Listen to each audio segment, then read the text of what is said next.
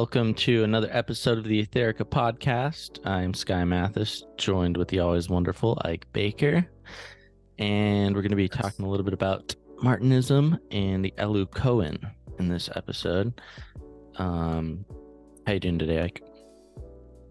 I'm good. I'm happy to be with you in the Garden of Astral Delights. Yes.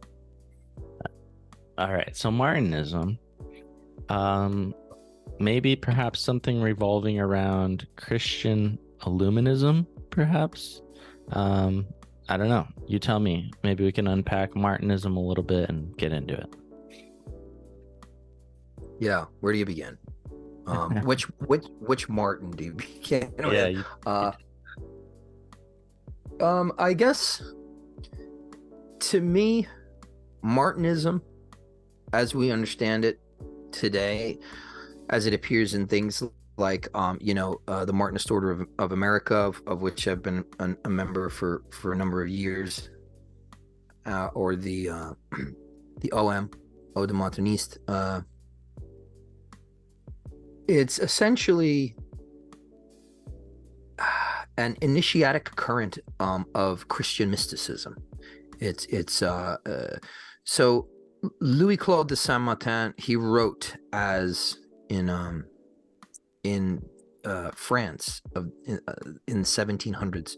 He wrote under the moniker the Unknown Philosopher, and he wrote a series of tracts.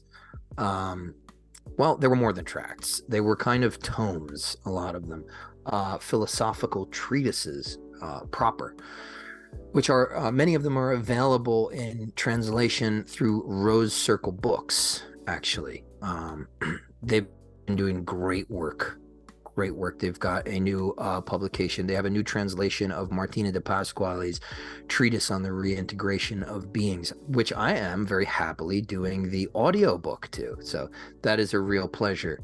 But there's a lot of stuff, just I'll say right out of the gate, if anyone is interested in anything that we touch on. Rose Circle Publishing, Rose Circle Books. They've got a lot of quality titles that I would highly recommend. I have several of them. But Louis-Claude de Saint-Martin, the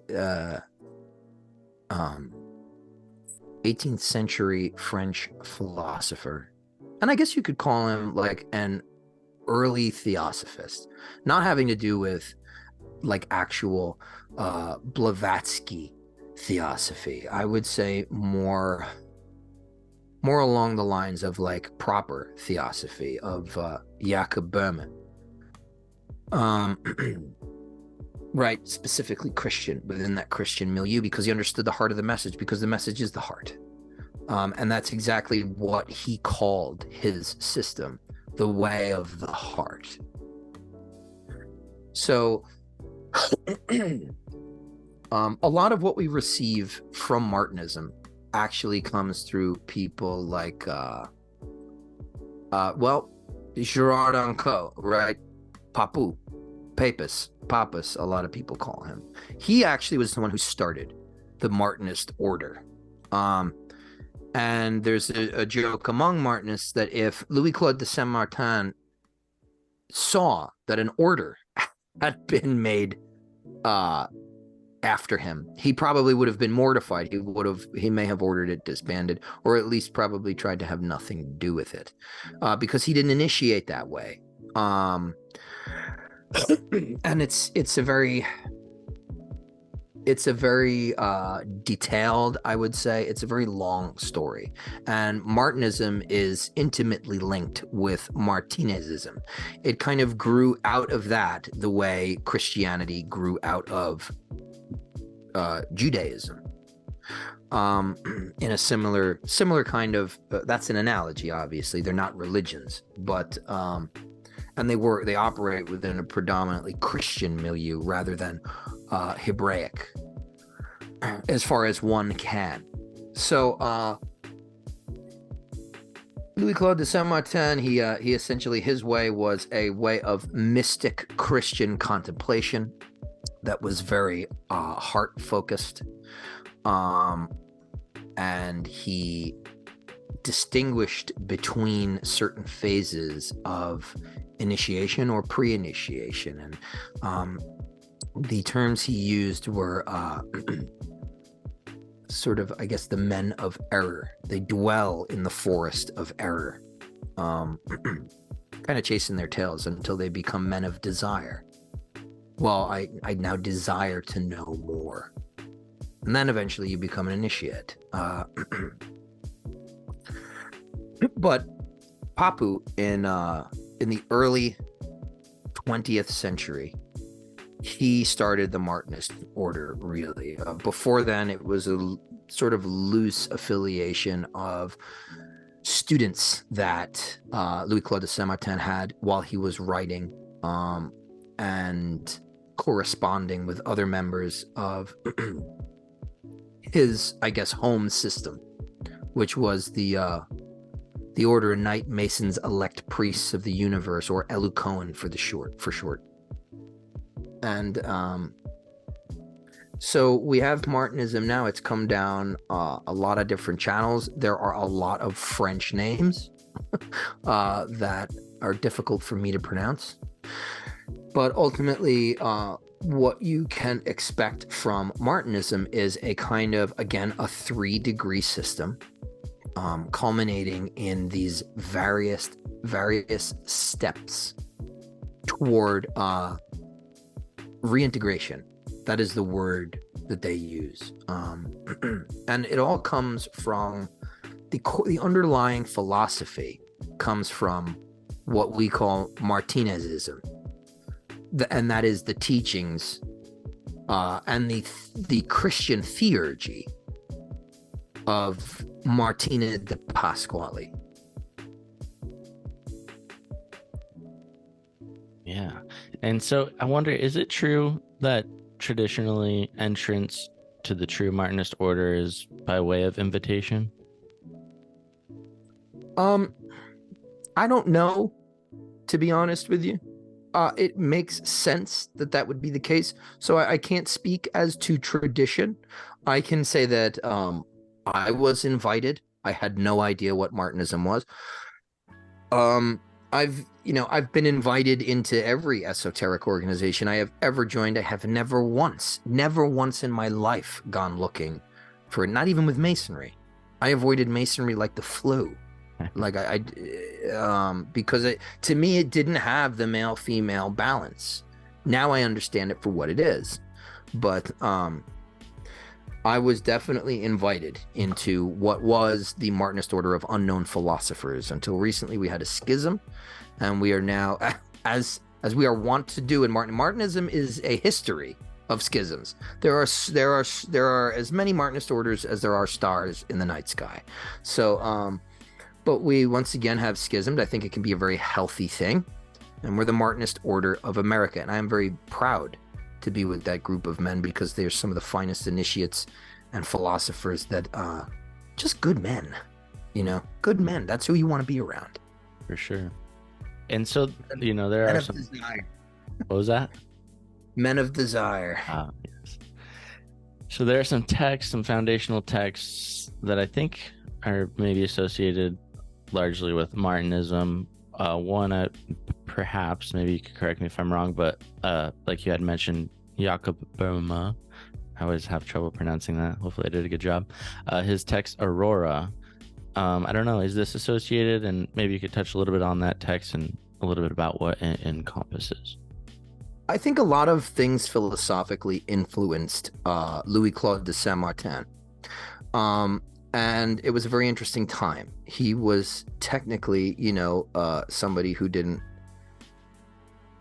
I'm not certain about his biographical details, whether or not he was actual nobility, but my assumption is that he had to have been, because it's the only way that you could have done any of this stuff, with capes and swords and secret meetings, if you don't have to work or like make bread for a living. In 18th century France. But a man of education, for certain, a man of letters, and to a degree, but I'm not certain as to how influenced he was by the Aurora, but I think personally that I would venture to say that 95% of the Western esoteric traditions were influenced by Jakob Boehme, because when you get to the core of any of the real initiatic systems that were, coming about in that time, they're all Christian, explicitly Christian.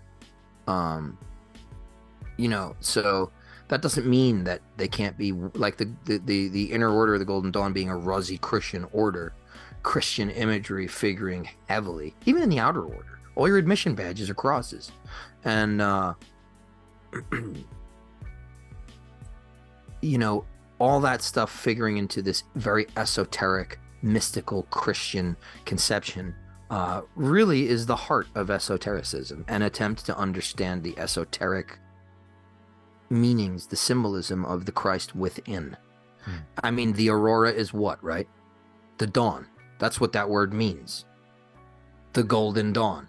Right? So it's all talking about the same thing, the light of the golden day of that kind of Christic initiation, the awakening of the Christ force within us.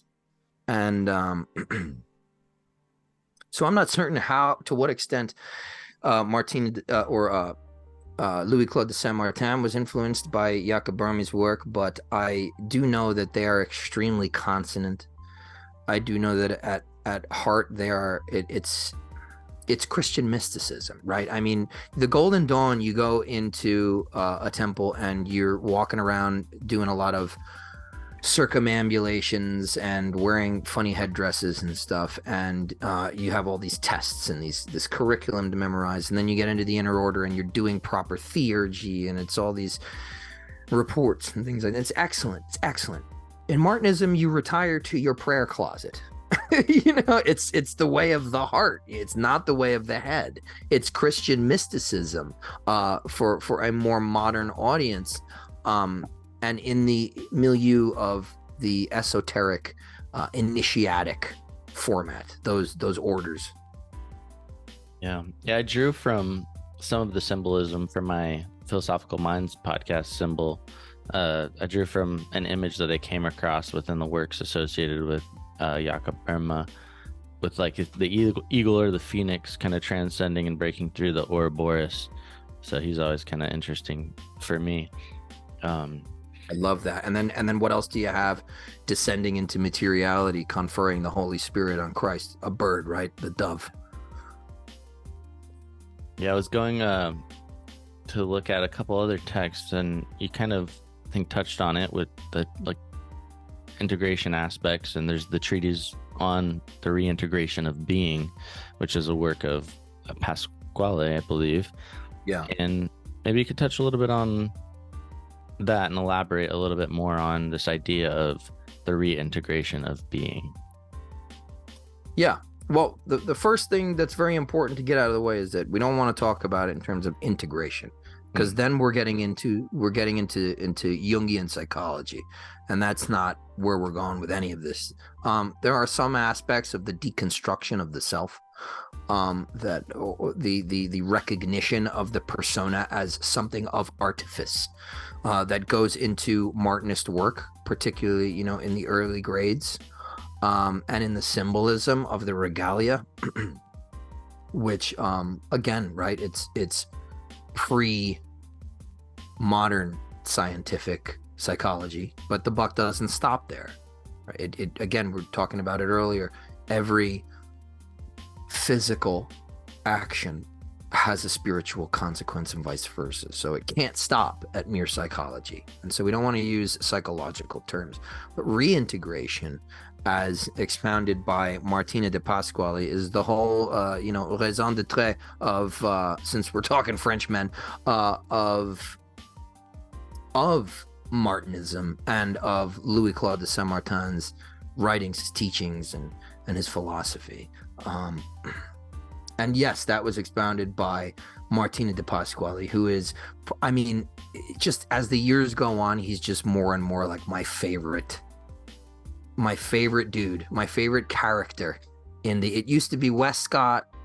It's definitely Martina de Pasqually now. In like if it were a movie, you know, like somebody should make a movie of like all these crazy 18th, 19th century occult orders, this cloak and dagger bullshit. But he would be my favorite. He's just a wild man. He was a wild man, and he had wild ideas. But the interesting thing about Martina de Pasqually is that he wasn't just some bumbling lunatic. He managed to convince some of the brightest minds of his place and time to like join his order as this lay monk exorcist, you know. So it's like it's incredible, the history there. And I would encourage everyone to get the audiobooks that I'm doing, or just buy and read Treatise on the Reintegration of Beings, because it's mind-blowing. That so let me back up. Essentially, we don't know a lot about his life. We don't know a lot about his early life. We don't know a lot about his life details, but there are certain clues that are really important. And one is that we discovered, so he's from Spain. He's thought to be a converso, which were a portion of the Jewish population that were forced to convert to Christianity in Spain. In Spain around that time, his family. He's thought to be that. We don't know, but he did live in Spain, or he was from Spain. His family was from Spain, moved to France. We have the extant historical document is a Masonic charter signed by Bonnie Prince Charlie to his father, saying this grants you the rights and titles to essentially charter any kind of Masonic lodge or organization that you want. So it was almost like a blank check for Masonic lodge. Excuse me. And it said that should the man in whose name this charter exists pass away or come to any any end or any fate where he would have to turn over his assets, he could turn over this, this charter would pass on to his son. His eldest son is the primogeniture, and which is how Martina de Pasqually is believed to have inherited the right to create the Masonic order of the priests elect of the universe. It's a Masonic order, right? That's what it is at that time. And they were popping up all over the place. They really were. I mean, people were doing this kind of left and right. That's why the Grand College of Rites exists today in the United States. It's essentially a museum for all these what they consider now archaic masonry or clandestine masonry, stuff like Memphis and Mizraim. Can't practice that no more because it's a competitor to the Scottish Rite, and probably a million other political reasons because it's masonry, right? So what they do is they take these rites and they give them to the rituals, they give them to the Grand College of Rites, and the Grand College of Rites holds on to them as a kind of tradition, but it's basically their way of saying like, okay, we have these now, you can't go and do them. But you can join the Grand College of Rites. They'll send you the rituals, and I believe, I'm not 100% sure, but I believe that every once in a while they'll exemplify, which means that like, okay, we're going to do this degree from Martinism or the Elu Cohen or something like that, but nobody's getting initiated. It's purely for like historical sort of ritual purposes. There's nothing initiatic about it. It's basically a play. So that's where all that stuff went. But he started right along the trajectory of chivalric masonry. which today the appendant body that is chivalric in Masonry is the York Rite, right? It culminates in the Knight Templar degree, among several other Knight Malta and things like this. But really, the culmination of York Rite is you become a Templar. So that's chivalric Masonry, but he was working in this milieu as sort of this new Masonic thing, and he was recruiting men among the nobility because you needed time and you needed money, because this required that you essentially, in this group that he had formed, this group of what he called true Masonry, rectified Masonry. This is what Masonry was supposed to be. Right? That was his conception. We've lost sight of what Masonry is. This is what it was meant to be. This is true Masonry. We are rendering the cult, as it has been translated. We are rendering the form of worship, the form of honor, to the grand architect in the way that it has to be done. We are working toward the reintegration of mankind to the original estate, and we'll get into that. But so he forms this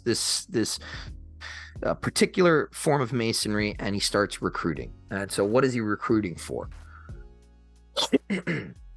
We find later on, it's actually posthumously. So he died, and a group of his students, and I believe Louis-Claude de Saint-Martin and Jean-Baptiste Willermoz, were two of the students that went and collected his private letters, his journals, and his writings on these things. And they put them all together into the document that we receive now as the Treatise on the Reintegration of Beings.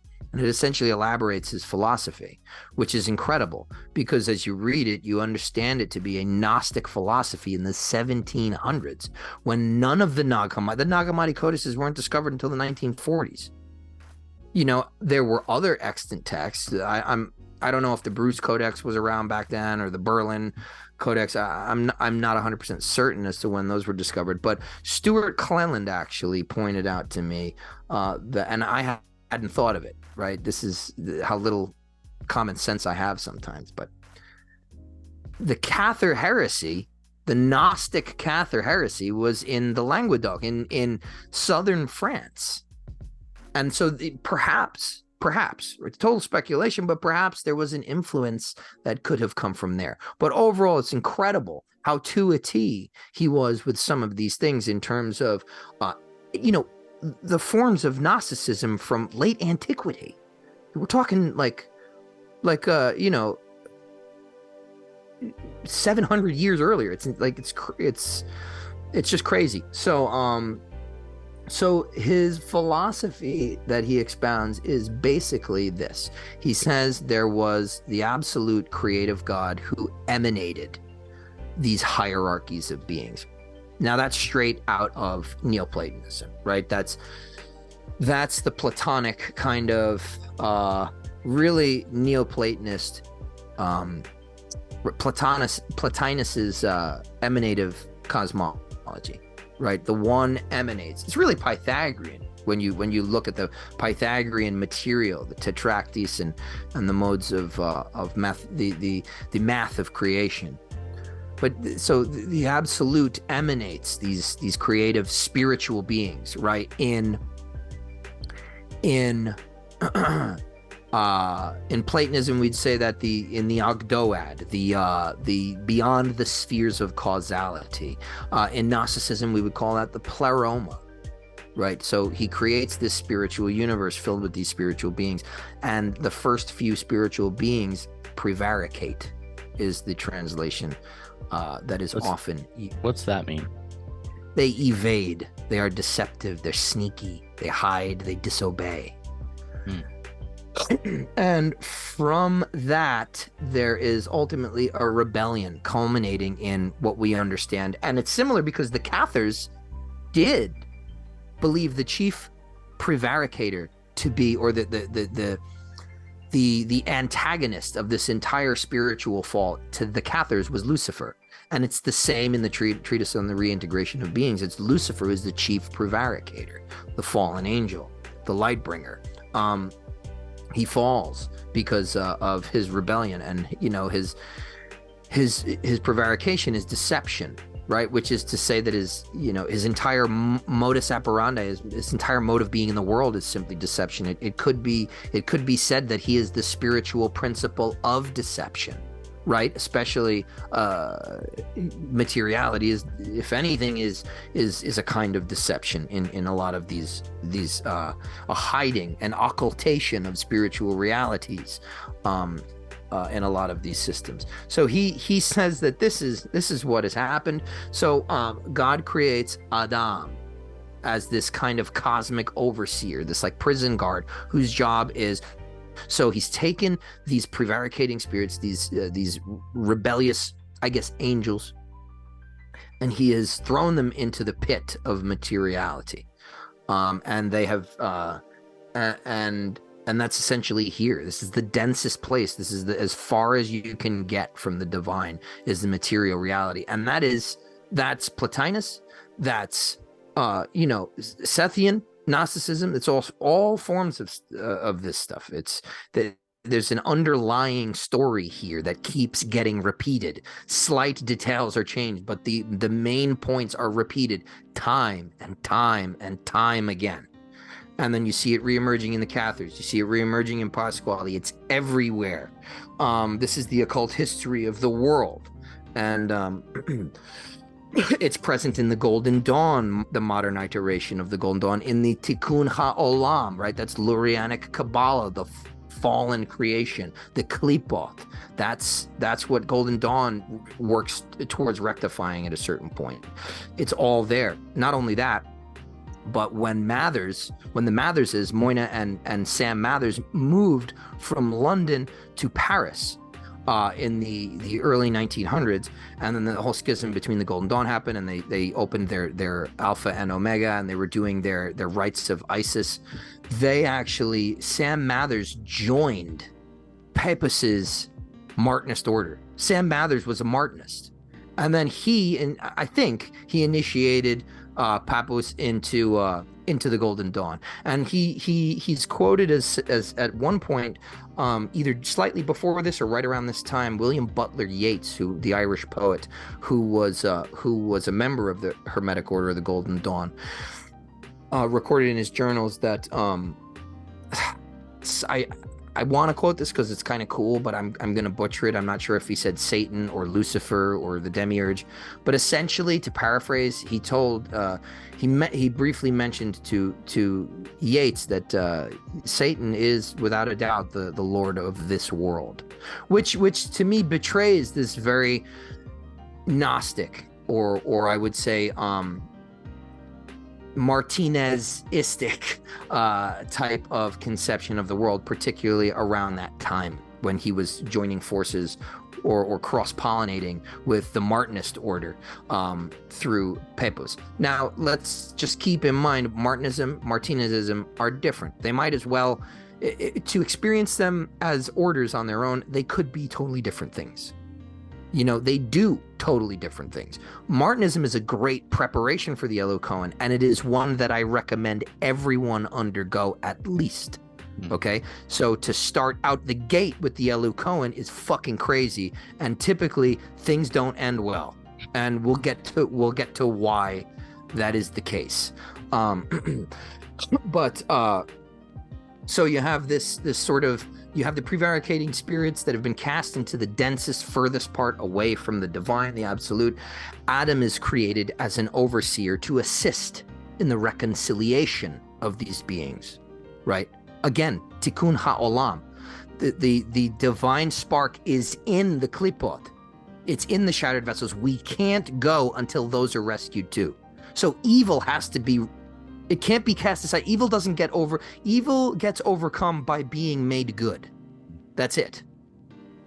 So that's true in Kabbalah. It's true in according to the Elu Cohen and Martina de Pasqually. So Adam is there to assist in their reconciliation, and what happens is he is tempted and he falls.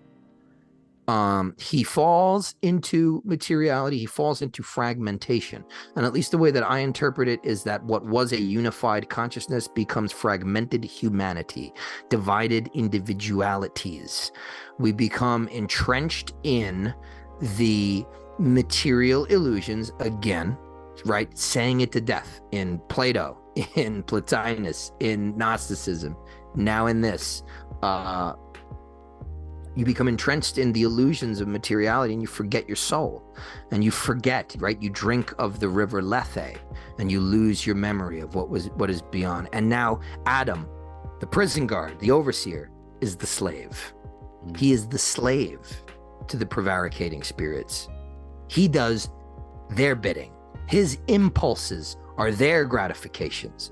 And the work of the Elu Cohen is to exorcise these demonic entities, these hostile agents, not only from our own sphere of sensation, but from the aura of the earth, really, of the cosmos, working outward. And in that way, through various Christian theurgic rites that Martinez de Pasqually culled from a grimoire tradition. He then stripped them, really, mostly of the Hebraic names, as far as one can, in favor of things like using the names of the evangelists, Mark, John, Luke, and Matthew, things like that. He wanted to go strictly New Testament with everything, which to a degree I'm behind that. And that has to do with the idea that, look at Marcionite Gnosticism and other things like that equate the demiurge with the God of the Old Testament, right? Going from all the thou shalt not, all that stuff, that's in the Old Testament. Christ never said thou shalt not. He never threatened, the same kind of things. You'll feel my wrath. You'll dip the tongues of your dogs in your enemy's blood and things like that. And that's the disparity. Right? That's the disparity. You get all these people saying like, well, if God loves you so much, why are you going to hell? It's like, well, that's the Old Testament, right? They didn't say in the Old Testament that God loves you. The Old Testament was contractual. You do A, I give you B. It's when Christ comes that he says, well, there's a God behind the God. There is something higher. And that is explicitly what the demiurge is said to be in Valentinian, Sethian, Basilidian Gnosticism, in Marcionite? Marcionite too, yes. Even Mandaean Gnosticism, all these forms of Gnosticism aver that the demiurge is, whatever created this universe, whether or not, right, Sethianism will tell you that it's hostile. Basilidian Gnosticism, Valentinian Gnosticism, not so. Right, I believe it's in the Basilidian corpus, where it might be in the Exegetica, but he talks about how like the coming of Christ actually made the demiurge want to repent and say, "Look, I'm sorry, I just didn't realize. I didn't realize there was anything higher than me." So you have that conception there too in Pasqually, and that was the job of the Elu Cohen, the Knight Mason elect priests of the universe. It's those degrees are ordinations. You become a priest. It's a laying on of hands. It's not like getting bonked on the head like, okay, you're with us now. You become a priest, and essentially you live as a lay priest. You have not been ordained by any formal you would have had to have been Catholic. And some iterations of the Elu Cohen to this day, they will only elect Catholics.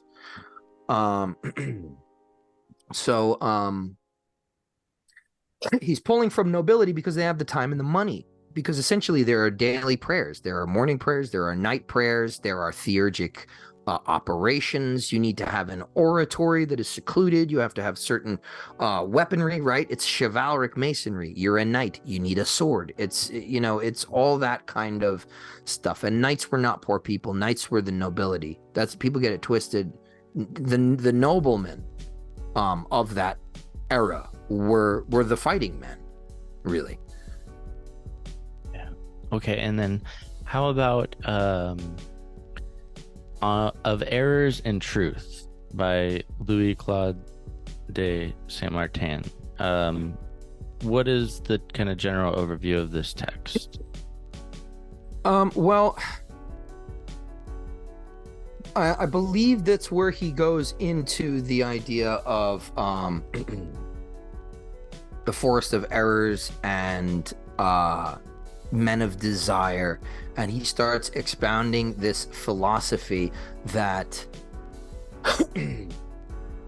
kind of begins to scrape away or like scratch away at that. Remember, because he wasn't writing for like an order. There was no order. He wasn't writing for mere esotericists. He was writing for educated people that understood philosophy in general. And what he really was combating was this kind of, materialism that existed, even in under the auspices of something like the religious authority of that time. I mean, France is such an interesting place. Yeah. I'd love to go there. The thing about it is that it has given us men of spiritual genius, and it also gave us the Marquis de Sade. What's that? So, what's that? What is that? Oh, you got to look that up. That's a whole other episode, my friend. I've never even heard that. You never heard of the Marquis de Sade? No.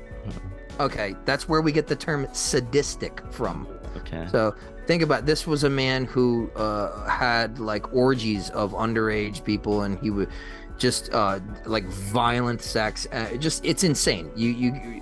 I wouldn't recommend you read him. It's probably going to leave like a little black smudge on your soul for the rest of your life. But do the Wikipedia, do the Cliff Notes of the Marquis de Sade. Okay, so that's kind of been France. It's like you have these great geniuses, and then you have men like de Sade, people like Voltaire. We fucking hate it. I hate Voltaire. But anyway, so it's basically that. I would call Of Errors and Truth the primer. For like, if somebody were to come to me and say, I'm interested in Martinism, okay, here's the first book that you're gonna read. It's heavy, it's big, but get it through Rose Circle. And how about What Becomes of the Dead by Pappas, which I also think his name is Gerard Encasse. Is that Gerard Anco or something like that? Like it's like French. They don't pronounce like the last eight letters or something. Gerard Anco. I have not read much by Papu or Pappas. Mm-hmm. I haven't read that. I have read an elementary treatise on practical magic, which it's like too theosophical for my taste. And I've read the Tarot of the Bohemians, which was excellent. I love the Tarot of the Bohemians, right? Because again, it was such a weird time, right? Franz Anton Mesmer coming about, around the same time. I think it was the early 1700s. It was basically doing Reiki for French people, and this idea of animal magnetism. You had the Theosophical Society come in. At the same time, there was this burgeoning new scientific revolution. And you had all of these communities attempting to explain the mechanisms and the rationale for stuff that really has no scientific explanation. Right? Otherwise, it wouldn't be mysteries. We call them the mysteries for a reason. But they were attempting to explain these things using what the vernacular of early scientism, really, and it comes across as ridiculous now when you read it, because, and I mentioned this in my latest video, which is about to go up tomorrow. They didn't realize what was going on at the time, because they're all fighting for a space in the new world, right? It's like fin de siècle, right? End of the century Europe, and they're all fighting. for these ideals, theosophical ideals, hermetic magical ideals, Louis Pasteur and germ theory and all this stuff like that, and the Theosophical Society and the these theurgic Christians. They're all fighting for space, and in the overarching intellectual community dialogue, and the language that it's taking place in is this new scientific vernacular, this new way of looking at all systems. It's a in the truest sense, it is becoming the paradigm, and they're all trying to explain what they specialize in or what they believe through that language. And what the issue is that anytime you use one system to examine something, you take that thing and you place it within the paradigm of that system, and now that's the only way that you can explain it. And so with scientific materialism, positivism, reductionism, there can be no examination of the spiritual based on an a priori basis. If you can't explain it physically, but it still occurs, you have to find a physical explanation, whether that is the truth of the matter or not. So you were having a lot of that stuff, and I see that some of that come off in Papus's elementary treatise on practical magic. So it's not my favorite. But Tarot of the Bohemians is fantastic. I mean, I would recommend just reading the introduction, anybody who's interested in the occult in general. So that is a very long way of saying I have no idea. I apologize. No worries. And okay, so in terms of old sources or initiates, I read something, and I'll read it, and then you can respond. Known in the occult circles of today, Henry Deluge wrote a number of books, of which Doctrines de Societies Secretes, published in 1852, is probably the most well-known. Papus exchanged initiations with Chabasso. The reason being... Chabasso, yeah. Okay. The reason being an uncertainty about one of the initiated in the lineage of Papus.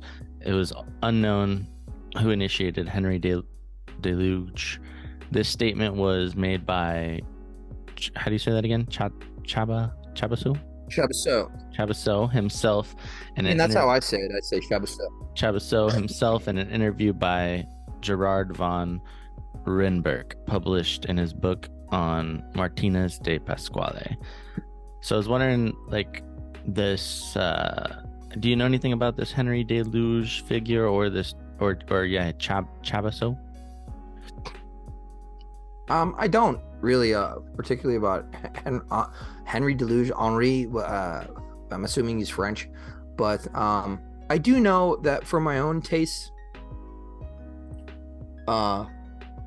it's right around this point in time where like shit just gets too hairy for my taste, really. And because it becomes this pissing contest that has been Always the black stain. it's just the black stain of Martinism, and I think one of the reasons for that is that it still resembles Masonry, at least more than the Golden Dawn does, and there are certain types that are drawn to a very Masonic kind of hierarchy in order to make their mark, or rub some elbows. And that's becoming less and less a thing, right? Because like the heads of like corporations and things like that they're not Masons anymore. I don't know what they are. I'm not sure they know what they are, but but that's probably a good thing. But it's at that point, if you look into the history of Martinism, it kind of all just goes drastically downhill pretty quickly, and you still see the ramifications of that, because now not only is it like France, it's like London, it's America. There's all these schisms and splinter orders and things like that, and the internet has not helped much. Having access to kind of like computer translation programs, that has not helped much. You just throw a text, like, I don't know, scan a text on your phone and have it translated for you and then sell it. I'm not 100% sure that's done great things for Martinism. So again, I'm not great with the politics, particularly of especially of Martinism. And I think that a lot of that also has to do with the fact that it doesn't interest me the same way that the Golden Dawn stuff interests me. That stuff interests me because it's not this kind of like, who let him in? I didn't let him in. Did you let him in? No, I didn't let him in. Then how'd he get in? It's not that kind of stuff with the Golden Dawn. With the Golden Dawn, it's like this batshit crate, like the Horus scandal. I mean, just the wildest stuff that you couldn't even dream up if you tried. So it's just more colorful characters, more women, you know, which it's, to me, there's always more I do like women. Yeah, absolutely. I mean, the thing is, in ritual, there's more magic with them than without them. But you know, just more personalities, it seems more real life than this kind of, at a certain point, like Masonry, the narcissism of minor differences, it becomes so petty that it resembles like a Monty Python skit to me. So I can't really be bothered with a lot of that stuff, but you might be onto something pretty cool. And so that's something I think that I'll definitely, at the very least, check out and turn my eye towards, because, you know, there could be something interesting there. I don't know enough about it to kind of like poo-poo it. But all this is to say that when I do see like schism stuff like that, I tend to turn away, because now we've diverged from why I'm here, which is the spiritual. Right. You know? So let's get more into a little bit of the Elu Cohen. So you had mentioned, I think you were alluding to the notion of the Elu Cohen being heavily associated with or forming out of the Masonic structure. Was this something that was it Masonic in origins? Was it pre-Masonic? Do you have to be a Mason to be invited into the Elu Cohen, or what's up with all that? I'm pretty sure that you would need to have fulfilled a couple of requirements. One, you would have to be a man. Two, you'd have to be of age, right? Lawful age. And you'd have to be a Catholic first and foremost, and you would also have to be a Mason, because these societies, you could get in way more fucking trouble back then than you can today. It's not about, you know, like, I'm not shitting on anybody, but you gotta point out absurdity when you see it, and like, to say that something is a secret and then have a Facebook page is crazy. So it just doesn't make sense. So back then it was secret by the standards of old. Like, we're denying the existence of this entire thing. And you know, and you see vestiges of that in Martinism. It's part of the regalia, it symbolizes something, but you wear a mask.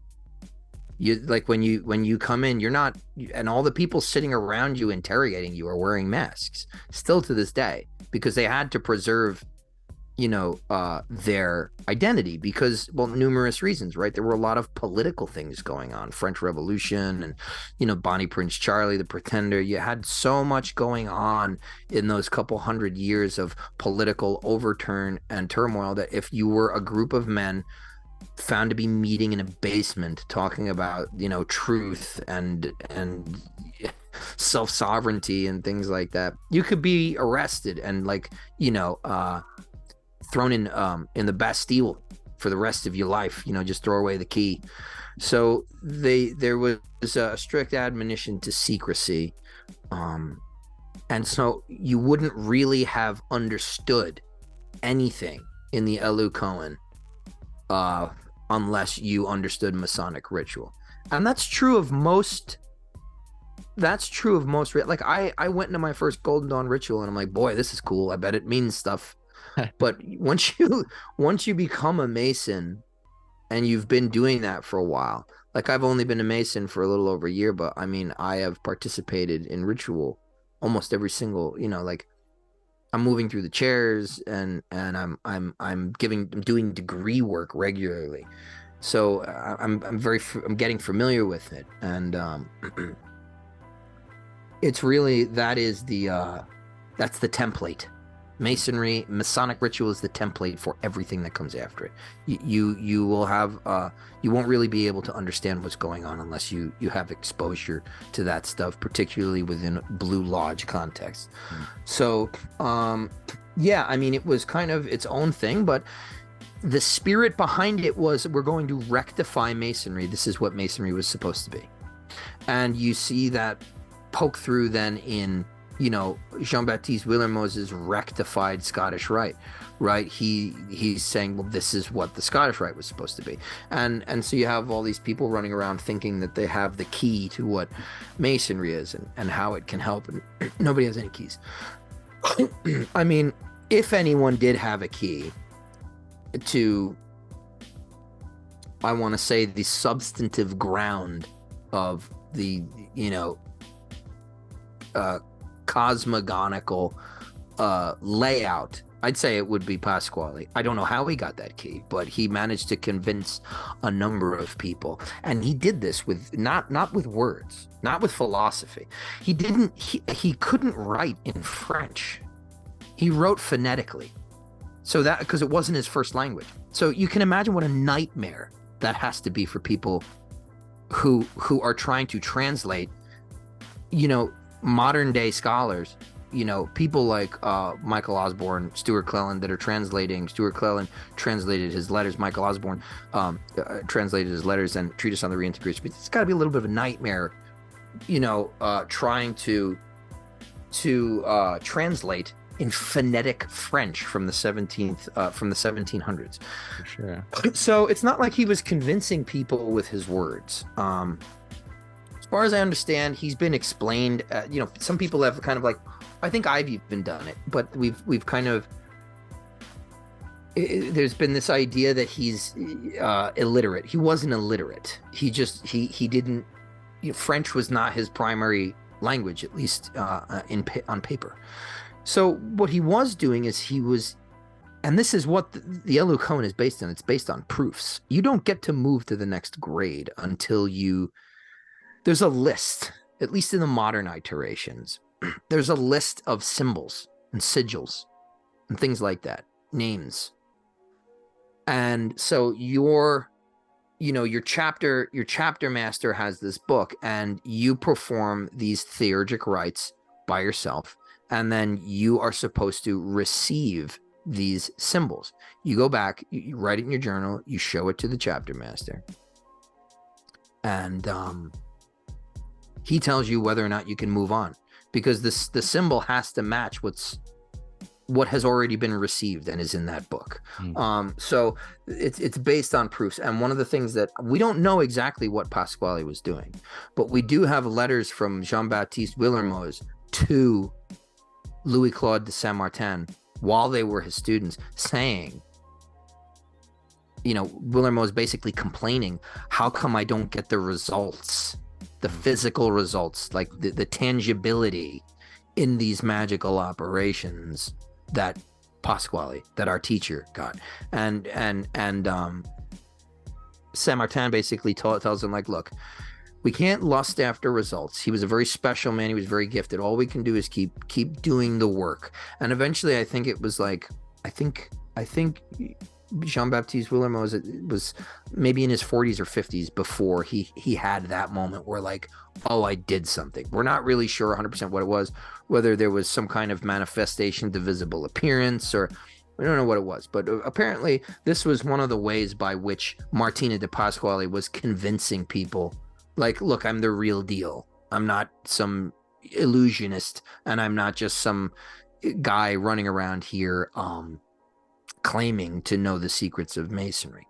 So that's a very interesting thing, and I don't know what it is, but I can tell you that reading him is I couldn't even believe that learning about Gnosticism first. I learned about Gnosticism first. You will typically see Gnostic little churches associated with Martinist groups. Now they're not formally affiliated, but they're kind of like these sister organizations, and that's why, really, is because the core philosophy of it is extremely Gnostic, in the traditional sense, right?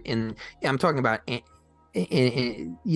late antique Gnosticism of the first few centuries CE. I'm not talking about Samael Aun Weor or any kind of like punk rock ethos that you want to try and throw Gnosticism onto. Like, we're talking about actual theological, cosmological Gnosticism. And so how about origins or meaning of the name Elu Cohen? Is there anything there as far as we can tell with, like what is that? Does that mean anything in particular, or where's that word those words come from? Well, I don't know if it's a Semitic loan word that was actually adopted to French, because I don't know French, but I do know that in Hebrew, Cohen means priest, and Elu, I'm pretty sure that's got to be French, means elect. So Elu Cohen just means the elect priests, and elect means like you were invited into this, and you, not just by me, you were chosen by something higher to do this. That at least is my interpretation of it, right? Because these would have been men of fate, providence, grace. They would have believed in those things. They were Catholics doing magic. Let me know if you can see my screen. I think I see it, but I don't see anything on it. Oh, here we go. That's the banner. Okay, so is this the symbol of the Elu Cohen or the Martinist Order, or? No. That's the Elu Cohen symbol. That's, you won't. It depends, because some organizations, I don't know, right? I can only speak for my own. There are obviously translations that have been done by Stuart Cleland, who also, he translated the Green Book of the Elu Cohen. But within modern organizations, I don't know if they include that on their letterhead. Mm-hmm. I'm not really sure what they include that on, but you would not see that in the Martinist Order. That's for the Elu Cohen. Okay. And is there any particular, I assume there's some meaning behind all of this, is there anything you could speak to about what it looks like? I don't know, maybe like a bunch of arrows, and it's got like the Star of David in the middle. Yeah, well, I mean, so right, you've got there's a lot here. So the principle, I'll say this much. You see the hexagram in the middle? Mm-hmm. Yeah. That is the principle. That's the principal symbol of Martinism. Okay. That also is, as we know, right? That's Solomon's seal. Mm-hmm. Of the greater and lesser key. That is the seal of Solomon. And Solomon was what? He was a demon hunter, right? Those are the 72 demons of the Goetia. Solomon, according to lore, he imprisoned them, and they did his bidding. So not only that, but that is the symbol of reintegration. That right there, the hexagram, that is also, for anyone who's familiar with the Golden Dawn, that's on the banner of the East. That is also the symbol of a Golden Dawn adept, is that hexagram. And it looks so like... that would be, go ahead. Oh, well, I don't know, I was gonna say it looks like there might be 7 stars surrounding that, but it may be, I can't tell if the top one or the bottom one are stars or not. Well, to me, I see these 7 planetary spheres. I was thinking, right, almost resembling an Ouroboros, right? The snake eating its tail, the tail eater. And then from there we have banners and spears, numbering in 12. So the 12 tribes of Israel, the 12 signs of the zodiac.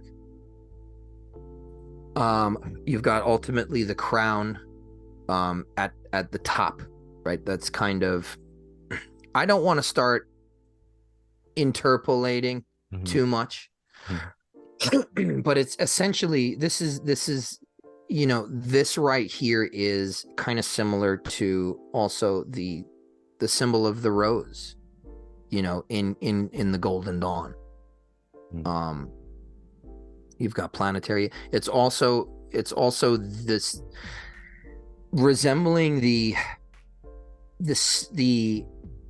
Ptolemaic model of the universe, right? You've got the 7 planetary spheres radiating outward from our geocentric position, and then you have the fear of the fixed stars, the firmament, and that has what the constellations of the zodiac on the outer sphere. So to me, this is, you got to remember that it was theurgic, right? As well as a grimoire style. So there's the incorporation of the Shem HaMephorash, right? There's always things in these lines are usually paired by syzygy, right? They have an upright and an inversion. They have these reflections. So there's 72 demons in the Goetia of Solomon, but there's 72 angels that form the holy, the great divine name of God. So there are rituals that incorporate that kind of stuff, at least in more modern iterations. But it's a symbol of reintegration and ultimately of theurgy, which incorporates Solomonic elements, because it's all one thing, right? Think about it. You got the grimoire tradition, which comes out of what? The grimoire tradition comes out of the PGM, and not exclusively the PGM, but that tradition, right? Greco-Egyptian conjuration. They have the crafting, consecration, and wearing of the phylactery. They have similar tools and implements, and they have the magical circle, and they work within the same paradigm, right? The hebdomad of the 7 planets, the constellations of the fixed sphere. It's all the same stuff. You just had Catholic priests doing it throughout the Middle Ages and Renaissance. And that's how that stuff got transmitted to what we call the grimoire tradition. But ultimately, it came from that milieu that we keep going back to, that Alexandrian, Egyptian, Greek, Roman syncretism. Okay, so I've got a question. So these 72 angels, or the Shem HaMephorash, are these, so you said they comprise the name of God, and are they synonymous with the name of God in terms of like Yod He Vav He, in terms of the Old Testament, what you'd refer to as like the demiurge, or are these separate? Or like the more divine architect above the demiurge, or? Well, from my understanding of the Shem HaMephorash, I believe I forget which chapter it is, but it's verses 19, 20, and 21. Forget which chapter. I think it's Exodus. And essentially what the Hebrew Kabbalists did, right, it was the Kabbalists. So these are people that are going based on they're going based on a mystical interpretation of this stuff. They took those 3 lines, they noticed that they were comprised of the same amount of letters. 3 times in a row, they had the same letters, the same amount, same number of letters. So they stacked them one over the other, 3 lines. And then as they went down, they had 3 lettered names, right? 3 lines, 3 letters to each name. And then you end up with 72 names, permutations. and you just add like the divine suffix, like El, or E, Ia, or El to the end of that, and you end up with the 72 names of the Shem HaMephorash, which then correspond to the decans, right? Not the decans, I'm sorry, the quinances. The decans are so you have the 360 degrees of a circle. Mm-hmm. That's what we're looking at for the zodiac. The zodiac, if you're picturing like a natal chart, it's just a circle, but that circle is divided, right? That circle is meant to represent the ecliptic, which is the path of the sun, or the apparent path of the sun, because we know that the sun isn't orbiting the earth, although it is moving. So that's what that circle represents, and that the ecliptic passes through the constellations of the zodiac. That's why we have those constellations there and not other ones, right? There are lots of constellations, but the sun doesn't pass in front of them. So those zodiacal signs, those constellations, are the ones that are comprised of the zodiac. It's just the ecliptic. Hmm. You separate that into 12, right? Traditionally. What does that end up being, right? If you separate 360 degrees into 12 equal parts, you end up getting 36 segments of 10-degree arcs. So each zodiacal sort of segment of this pie is comprised of 30 degrees. Each one being, you can look at it like 3 segments of 10 degrees. Those are the decans. You divide that then into, 5 divisions of 5. You then have the quinances. Hence that prefix, quintus, 5. Ah, yes. and that gives you 72 segments, and each one is ascribed to one of the angels of the Shem HaMephorash. Each one of those angels is a particular aspect of the totality of the creative God. Let's say the Demiurge, great architect of the universe. Right, and so you'd mentioned exorcism within the Elu Cohen. So I wanted to ask you about these pentacles. Are these associated somehow in relation with exorcisms within the Elu Cohen?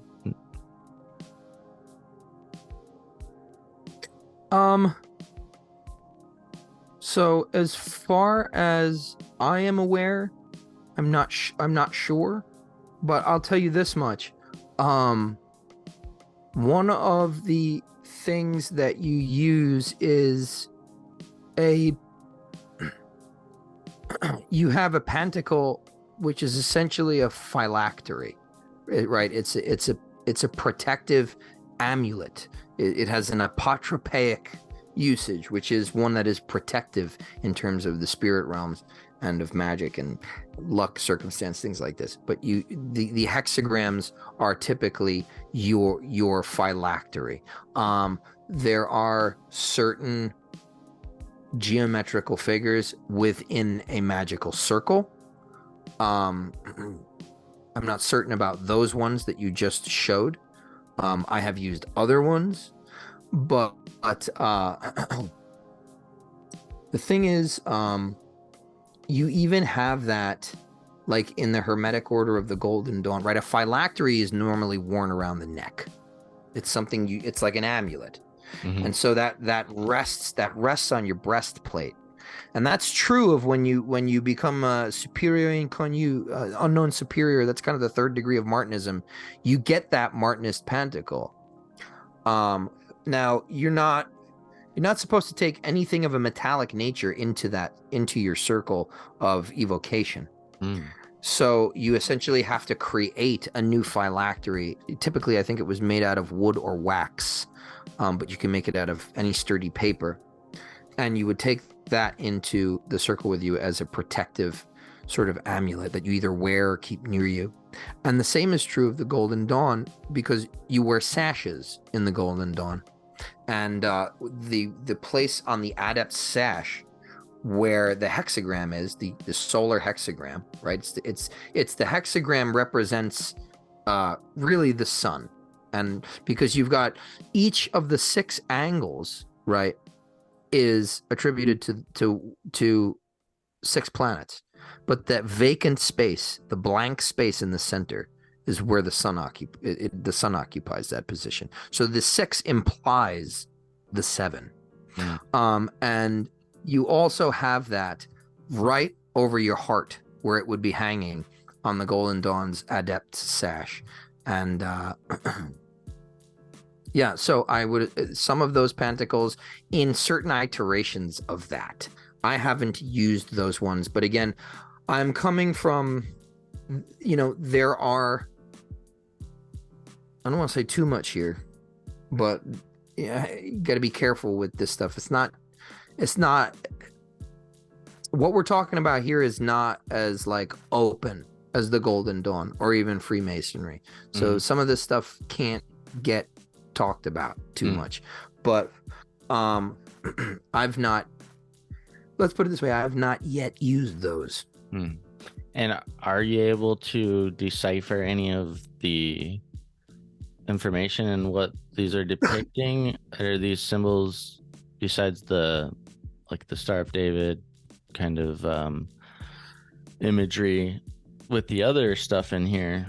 I mean, I see the crosses or whatever that are attached to the corners, but as far as those other symbols, they're pretty unfamiliar to me. Are those anything that you're aware of? So the crosses and the hexagrams are intimately familiar to me, but I'm not understanding the other writings. But again, we're talking about now, if these are culled from Elu Cohen documents, we're talking about something that is reliant upon the individual receiving figures, sigils, and then having to report back. Okay, test what they got against what others got to have some kind of, we would call it a proof. Now,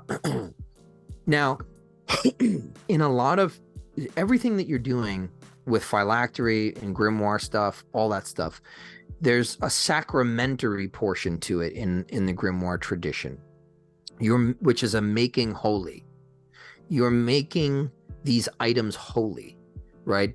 You're exorcising them first as mundane material. You do the same thing with a talisman. That's what they are. These are talismanic weapons of a protective and, one that will ultimately command forth and bind, just command in general, whatever you're calling, but they have to become talismanic. And in some forms of talisman, and this is just kind of an interesting aside, but in some forms of talismanic magic, particularly in like esoteric Taoism, those symbols are like channeled. They appear in the mind's eye, or they appear as sort of like an etheric vision, perhaps as a sparkle or something like that, or they manifest a visible appearance in incense smoke, which is it's part of the whole grimoire synthemata, is being able to envisage things in the smoke, at least at first. So and a lot of these things were channeled and they were private and their meanings were kept private. And so depending on the context of those sigils, they could be, they're likely received sigils rather than something that is inculcated. In other words, you might have to test your findings against that because that's what somebody else kind of got. And so those sigils are completely unfamiliar to me at this point. Yeah. Now, is there a difference between operations, rituals, and or protocols, or all of these along the same lines? Protocols are components of rituals or operations that are formulaic. Ritual is something that is done, as it implies, with a certain type of repetition. The protocol of a ritual might be the ritual format.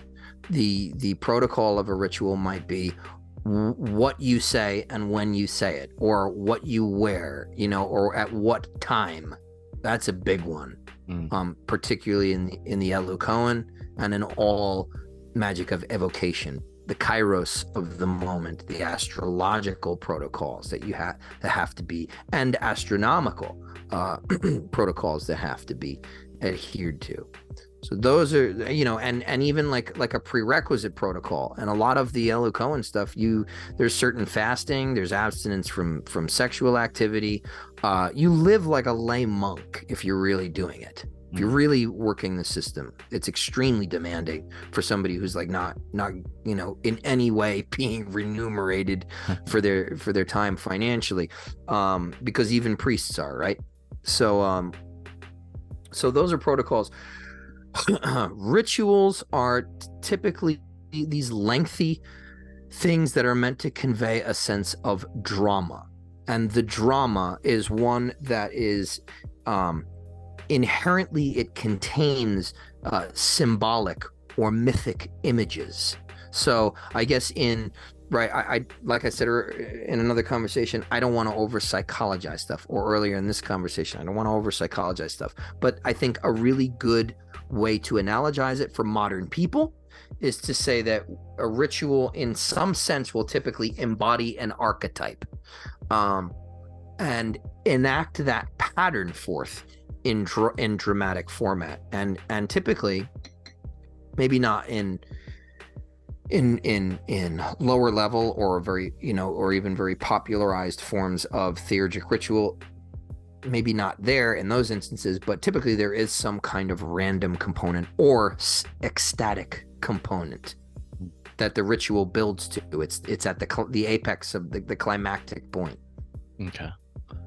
Yeah, because I've come across, there's like the ritual or the operation of the equinoxes, the operation of the new moon. Ooh, yeah, we're getting into it now. Yeah. Which I don't really know exactly what they entail, but they were just some things I was poking around.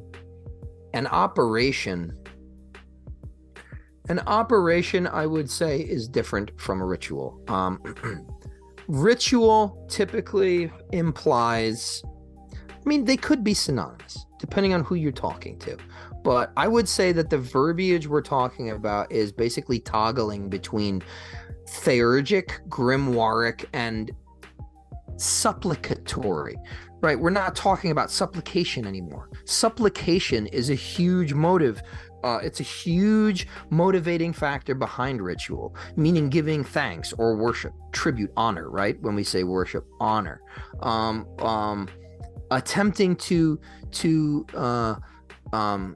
ask for something, or pray for something, or receive guidance for something, or to initiate somebody could be a ritual. It's lengthy. It has these particular repetitive formulas. Now that can be said about what I'm about to say about operations, but operations for me, that's a way of referring to like goetic ritual, essentially, where it's an operation. I'm conducting this with an amount of specificity. I am following these things to a T. I am writing about them later on in my quote unquote magical but quasi scientific journal, right? So I can look back at my results, and I'm doing this for the purposes of education, of evocation, and it's a little bit more serious. It's not supplication. I'm not asking a God to intervene. We're always working in the power of coming in the power of Christ. Like it's always that is what enables the grimoire magician. That is what enables the Christian theurgist to do their work. it's not them, it's Christ working through them. So I would say that in those sort of like grimoire things, I've seen more like this is an operation. I'm doing a specific working. I'm working, right? That's what theurgy is, God working. Whereas a ritual tends to be a little different. I'm getting like these images in my head of druids kind of circling around a fountain or something. That's way different than like a theurg, like an Elu Cohen theurg, just like basically screaming in his oratory, pointing a sword at a human skull. They're like very different things. Definitely. Okay, so I found this one, and this says underneath it, theurgic diagram of the Elu Cohens. This is from the French National Library. Is any of this symbolism familiar to you? It looks like up in the right, it says Enoch. We've got tetragrammaton within one of those circles. Zoom in a little bit, actually. It does look familiar. This is essentially what's on the floor is it's the triple circle. It's sort of like the triple. That's the magical circle right there. For certain operations. Now, again, some of these symbols, again, how many of us are working with, so you see how it says at the bottom, an original document? Mm-hmm. Not everybody works from original documents. So that's, that's kind of like this push-pull, give and take thing where it's like, the Elu Cohen died a long time ago, and some people fight me on that, but much of what we do is reconstructionist in a lot of the orders. There are some, I do know for a fact that there are some working the original documents, the original rituals, but this one, how much of that is actually straight out of the lineage is not sure to me, but I do know that is essentially the magical circle. There's just all these different accoutrements. There's all these different symbols around it that I'm assuming you get at different grades or at different levels. Yeah, it's very interesting. And then there's this pentacle of Karanath, looks like, and then stated to 1609. Kunrath, okay. And it's got some Hebrew letters there in the middle. Can you zoom in? I'm having a hard time seeing it on my computer. Above your heart. Yep. Found that one. It's kind of cool. No, it's basically saying it's TB ad sum. To you odd to all, which is probably my shitty Latin translation. And then there's an admonition of something above, or something above your heart. And then obviously we have the pentagrammaton here, Yod He Shin Vav He. Again, kind of a triple circle, the pentagram in the middle. This is a phylactery, essentially. It's a Christian theurgic phylactery. Now, that's essentially pentacle does not come from the like. There's a difference between a pentacle and a pantacle, right? And it's a very subtle difference. Pentacle is pentacle is 5. Pantacle comes from the Latin pantaculum, which means hung by the neck, like hung around the neck. Okay. So basically like a collar or a chain. So that when you see pantacle, that automatically tells you that it's going to hang around your neck like a phylactery, like a protective amulet or something to that effect. Whereas a pentacle just implies a 5-pointed or a figure with 5 angles. Okay. So you mentioned earlier that you probably wouldn't want to jump right into the Elu Cohen of things. It wouldn't end well if you were to start out with that. Maybe you could. That's my opinion. Yeah. You could elaborate a little bit on that. Sure. I mean, so think about everything that we've been saying. Evocation, exorcism, kind of this Christian conception, this Christian model of demonic and angelic forces. So you put two and two together. What does an organization like the Elu Cohen do, right? You have protocols. You got to make incense. You got to do incense blends. You know, you have to prepare, like preparing weaponry. There's a sacramentary, which is, it is a ritual. It also is a protocol. You have to exorcise the mundane materials with which you will be working in a sacred space, and you have to invoke the blessings of Christ and the Absolute into that work. And then you go forth and essentially, right, we're talking about a grimoire-esque theurgic tradition where you are essentially exorcising demonic entities from the sphere of the earth, really. And so you want to jump into that after you, like, you know, you went from buying crystals. Can't even handle some of my dreams that I have right now.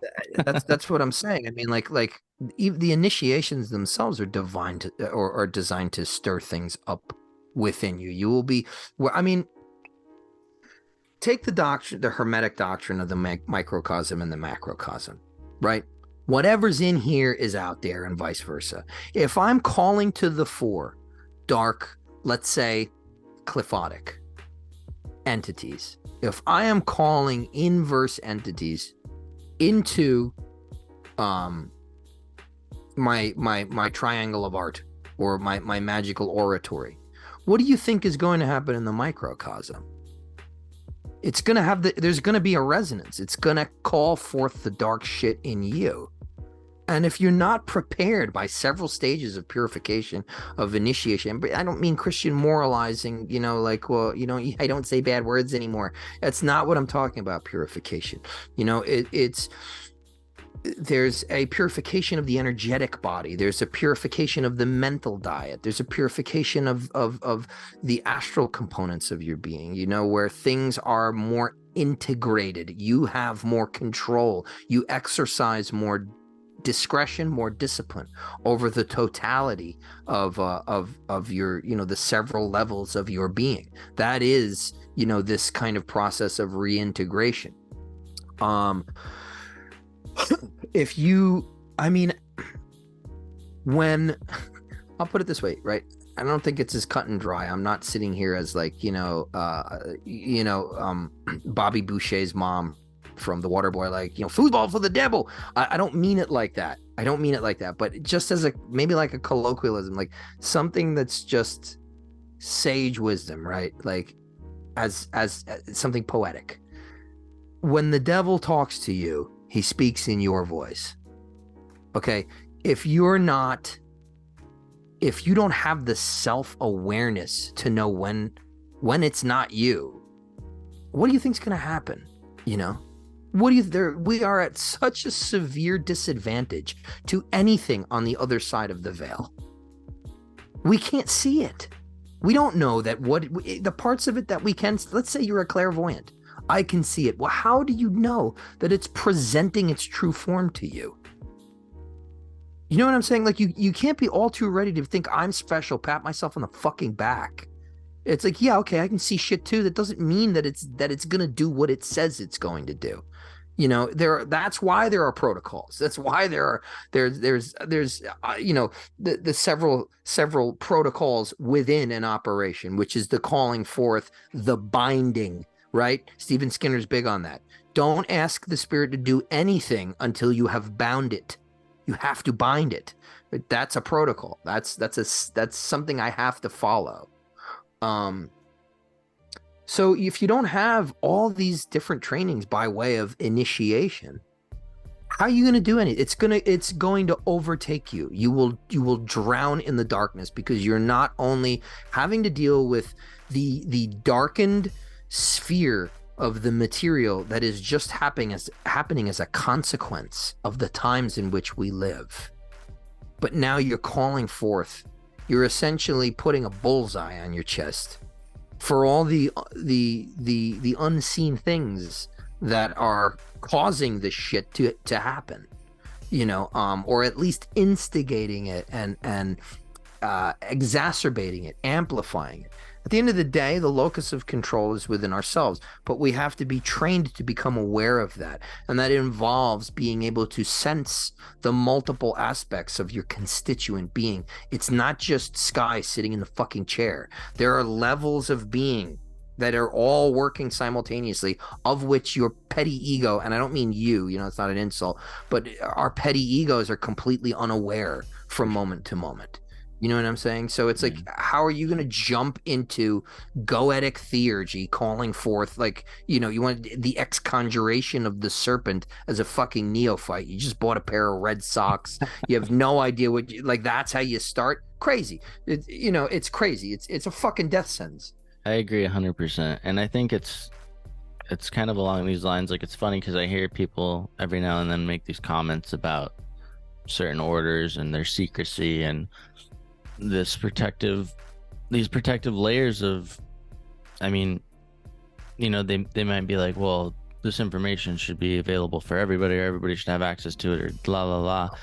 And I'm like, I think these layers are obviously built into these systems for a reason, because of the exact thing that you're speaking to in terms of moving into the inner orders and whatnot, and being able to prepare yourself. And I see it more as some of these orders as somewhat of a privilege to be a part of, in terms of that you're being educated in a coherent manner in order to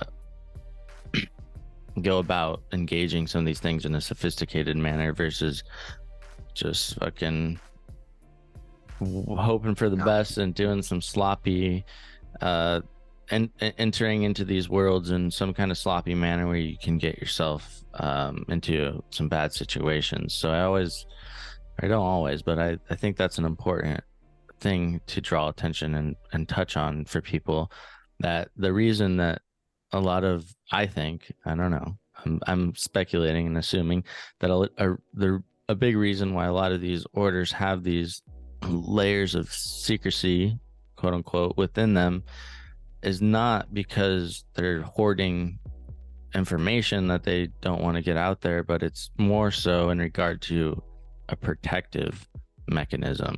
I don't know, maybe you can give your thoughts or your take on that. Yeah. Everybody wants to go through everything half fucking cocked. That's the big issue, because nobody's buying in to the reality behind this stuff. It's all this silent conspiracy of cosplay, where this is what I'm interested in.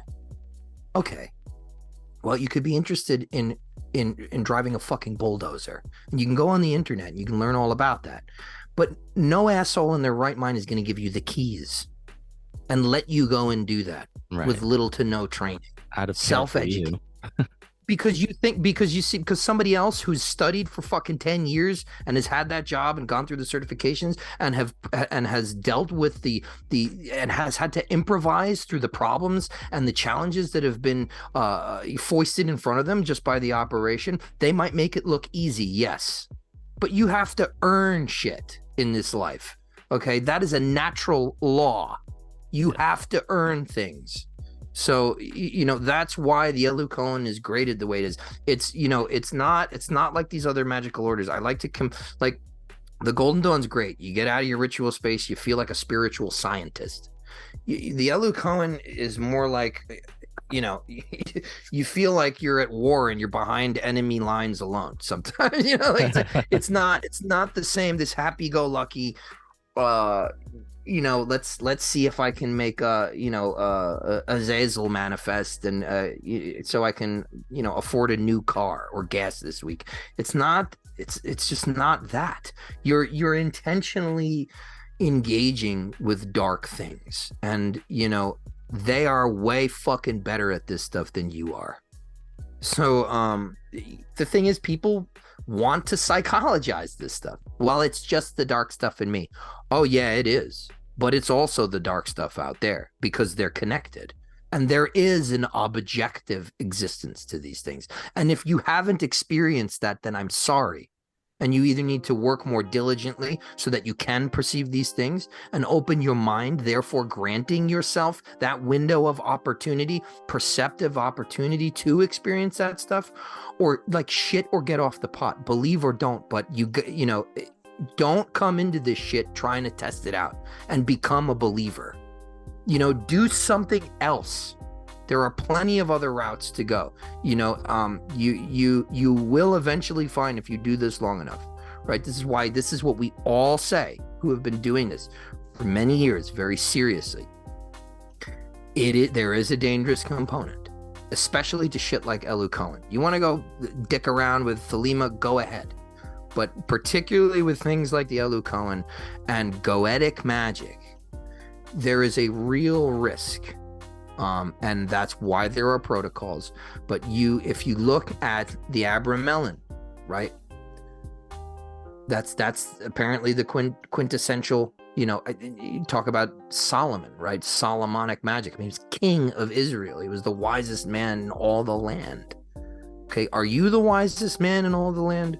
Are you the king of it? Are you even the king of yourself? Can you do these things?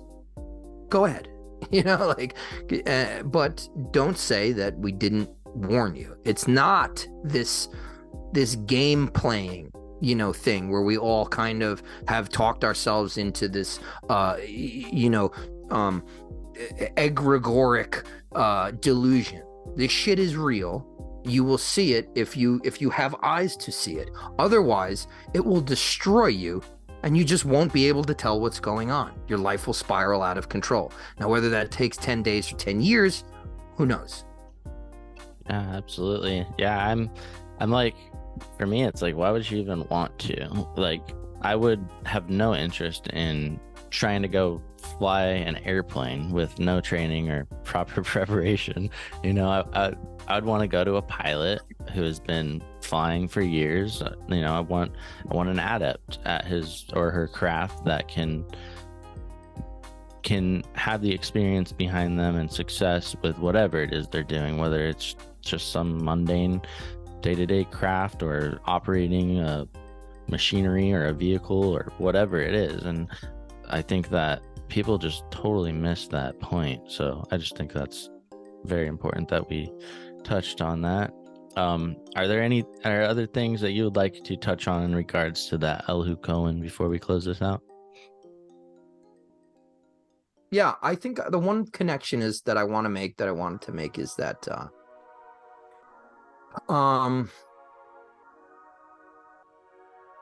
so at a certain point, Louis-Claude de Saint-Martin says, can't we do an interior rectification? Do we need all this accoutrement?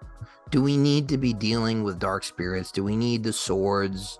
Do we need the circles and the floor cloths and the candles on the floor? You know, does that need to happen? And he decides he's not going to partake in this, even though he's been trained and it's the basis of his philosophy. He's learned a tremendous amount about himself, about the way that the world works, magical operations. He essentially pulls out of the Elu Cohen and, you know, starts writing as the Unknown Philosopher, and his way is the way of the heart. It's more devotional. It's more mystical, and focuses less on all the exterior issues and goes really, really hard with the interior. And I think that's also why they're really, really good counterparts, right? You have to, it's, you know, it's not visit the exterior of the heavens, it's visit the interior of the earth, and there rectifying you will find the hidden stone, which is true medicine, right? And that is the way of the heart is the way of the Christ. And there's very little danger there, and there's just more than one way to skin the cat and do good in the world. And I think personally, my own preference is just that. My own preference is that really by rectifying your sphere of sensation, your microcosm, you will change the world, you know, but that is going to require that you have the same courage that the grimoire magician, the same skill, the same discipline, the same dedication, and willingness to be guided by others who know, and follow their protocols. You have to possess all the same skills. It's just whether or not it's just the path in or the path out, you know, and the path inward is, in many ways, the more severe one. Amen. I hope this was very informative and perhaps sobering for people. Definitely it was a big one for me. And so with that, we will conclude another episode of the Aetherica podcast. This was an important one for sure. If anybody wants to find more on the Aetherica podcast, please check out the Patreon at patreon.com/Aetherica. And for myself, check out Philosophical Minds podcast. And how about for you, Ike? youtube.com/@arcanum, ARCANVM. And then usually in the about section of any video, whether it's a podcast or one of the presentation style lectures that I put together on astrology, tarot, ritual, all that jazz, you will be able to find an email, my Instagram, and that stuff. But go check out the videos and keep enjoying the Aetherica podcast with us. This is a lot of fun. Absolutely. All right. Until next time.